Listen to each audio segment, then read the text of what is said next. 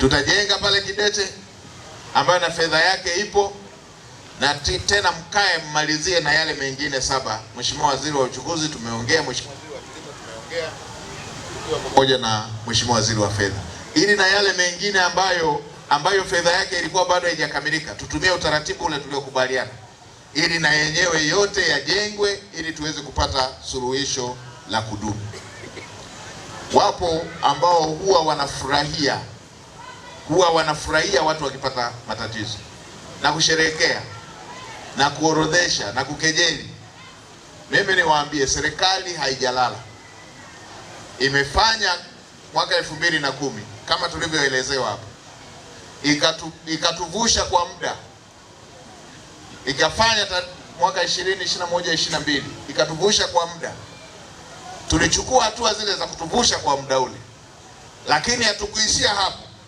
Tukatafuta fedha za kujenga mabwawa, ambayo hiyo kama nilivyowaambia, kinachofanyika sasa hivi ni masuala ya kitaalamu na masuala ya kumpata mkandarasi wa kujenga, kwa sababu masuala yote yanayohusisha masuala haya si masuala ya kubeba jembe na kuenda kuchimba, yanahitaji kufanyike utaalamu ili suluhisho litakalopatikana liwe la kudumu. Kwa hiyo la kwanza ni wahakikishie serikali imeshachukua hatua kuelekea kwenye kupata suluhisho la kudumu katika matatizo haya yanayojitokeza. Lakini si hiyo tu, nipongeze serikali ya wilaya na mkoa kwa hatua za awali ambazo wamechukua za kuwahamisha hapa na kuwapatia misaada ya kibinadamu. Na leo hii serikali ya Daktari Samia Suluhu Hassan tayari imeweka milioni 23 ili kuongezea fedha ambayo imehitajika katika matumizi ya siku hata siku. Na maombi niliambiwa ilikuwa milioni 67, 23 tayari zimeshakuja ili muendelee kuwapatia misaada ya kibinadamu inayotakiwa.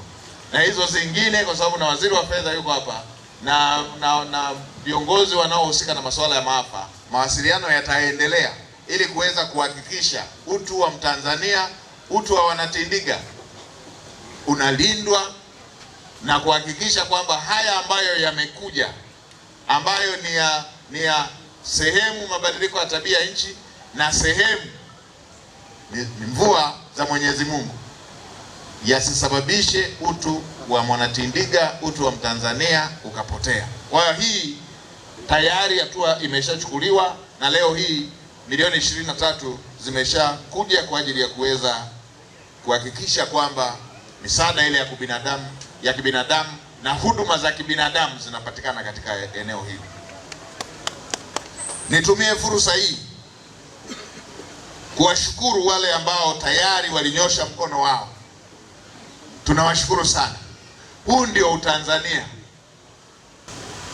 huu ndio undugu, na huku ndio kuguswa hasa na jambo linapotokea.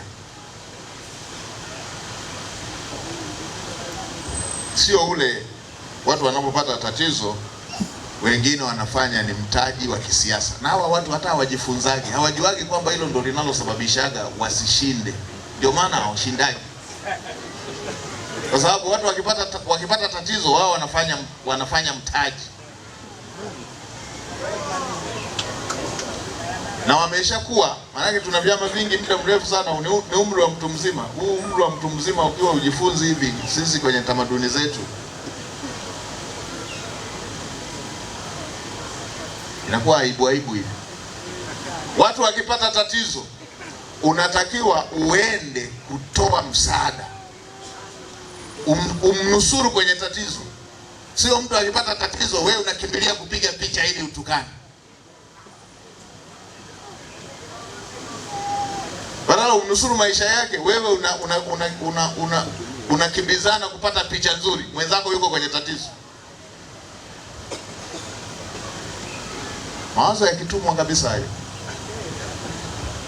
Mawazo ya mtu aliyekombolewa, unapeleka suluhisho,